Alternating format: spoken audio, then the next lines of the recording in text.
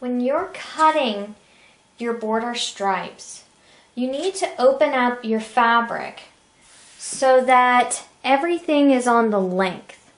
So that means that there's nothing folded, the fabric's just completely opened up.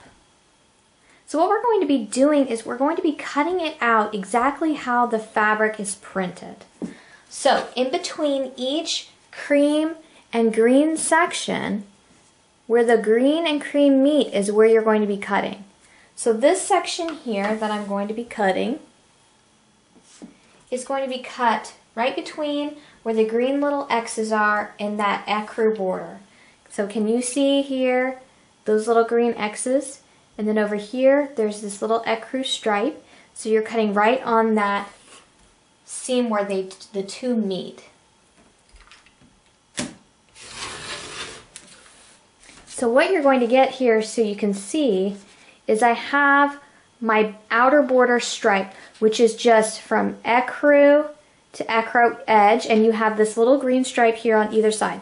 So this strip is going to be about 7 inches. And then these green strips, they're going to get cut apart also. So when you're cutting these outer borders here, what's left is this green, and this is going to be used as well. So everything in this is going to be used. So you don't have any room, there's no margin for error when it comes to these cuts that you're making.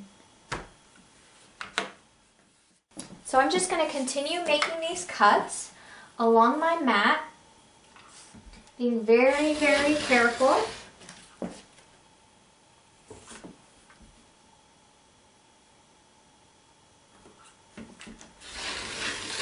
We're not cutting multiple layers. I'm just cutting basically the length that I can get. And then what I will do is I will shift everything down towards me to where I've started cutting here.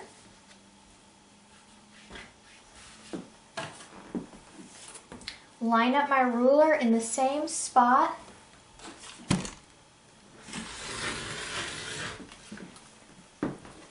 And make my next cut. So again, I'm still lining up my ruler.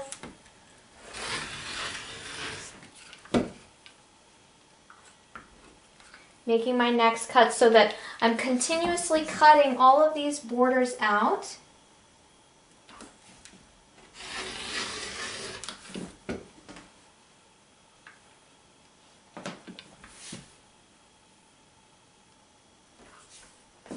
So where we have our border cut, I have 2 of my green strips that still have the selvage attached, and I will trim that off here in a minute. We have 3 strips of the green that we will subcut for our sashings, and then we have 4 of these beautiful, the tulip outer border. It almost looks like a wallpaper border, and those have all been cut out also. So we'll follow the next steps for cutting our sashing strips. So here I have layered up 4 of my green border strips. So we're going to cut our dimensions with these all layered up. Now you can cut them separately if that makes you more comfortable, but I just wanted to cut them all the same. And so you have 3 sizes that you're going to cut. And I'm going to start with the 27-inch dimension. So all of these strips are going to be going the same direction. Basically, it's a directional fabric if you look at it one way, but if you look at it another way, it's not really directional. So it's going to be cut into 4 of each of those dimensions. So you'll have 1 strip here with the selvage that you won't need for this step. So you now have 3 strips, 3 different sizes that are going to be sewn with your 12.5-inch star blocks. So you should have 9 of these star blocks from our months with the star point sewn around all the edges, and these are going to be pieced according to your instructions in your pattern. So these videos are really just some tips and techniques for you to see some of the more difficult pieces sewn together. But there's definitely some instructions in the pattern that you need to follow for piecing these blocks together. So here I've done the next step. Some of my blocks, all of them minus the center, will be sewn together with one of your smallest segments of that border stripe. So you can look at the diagram in the pattern. My blocks are just going to be sewn together however they turn out. So I kind of leave it up to chance at this point. But this is sewn together this way, a little bit different than a normal quilt the way it's sashed because of this border stripe. It's going to give the effect of it being woven, and it's really beautiful. So the next step is going to be sewing one of these middle sections to the bottoms of all of these, and they will be turned and rotated in the next step. All those sections laid out. So all of these sections are the same. They have 2 blocks joined by one of those small strips with another strip sewn on each end.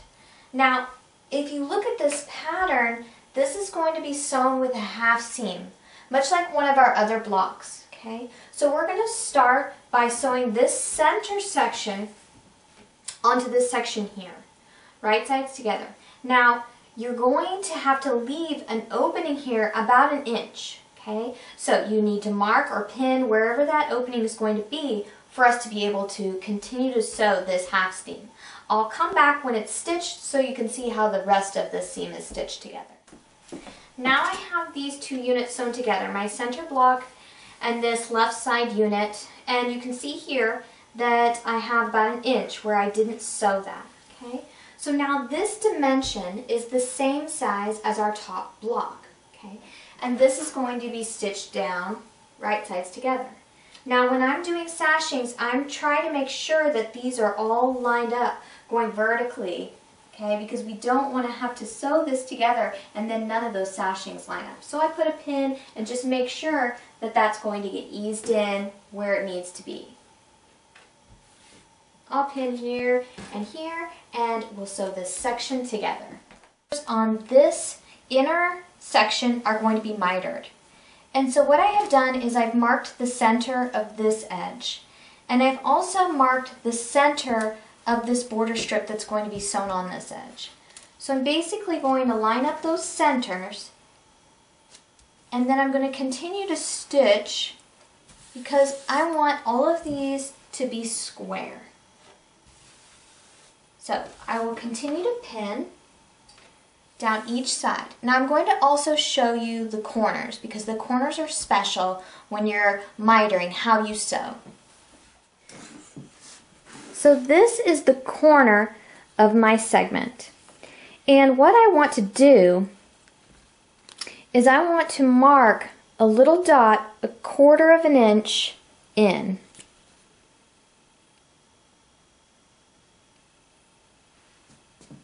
I'm just going to mark 1/4 of an inch in.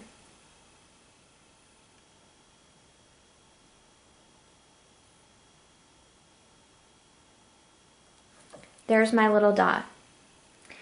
I don't know if you can see that. That tiny little dot here, let me make it a little bit darker so you can see. That is the point where I am going to stop and start each of my lines.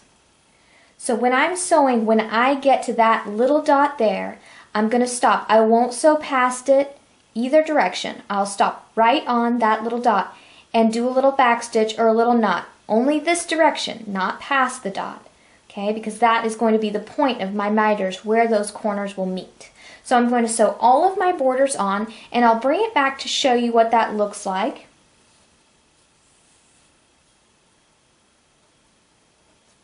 If you need to, depending on how you're going to sew, you can also put that dot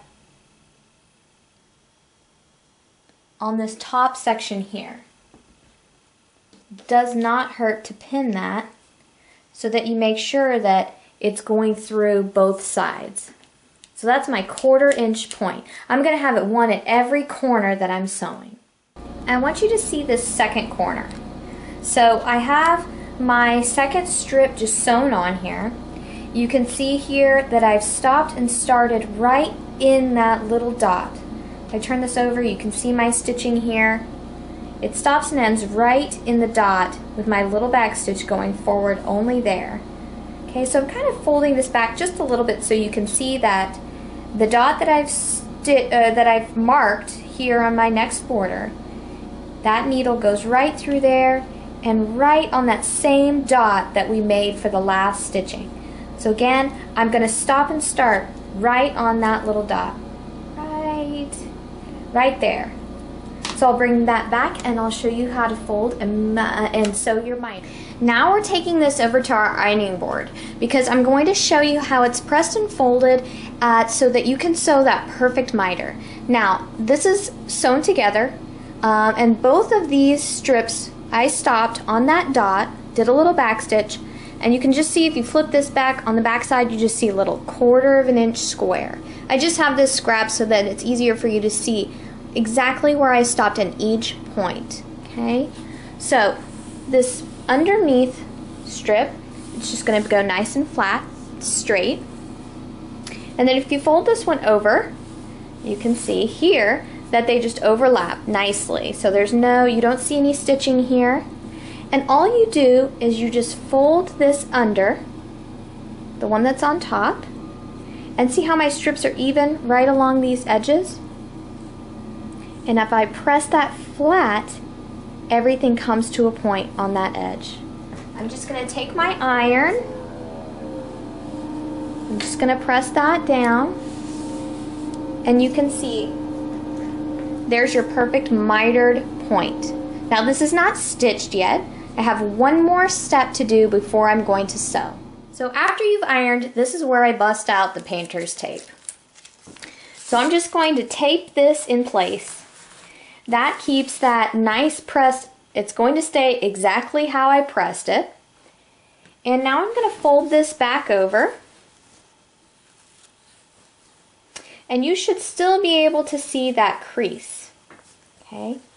Now, you don't want to sew over the tape.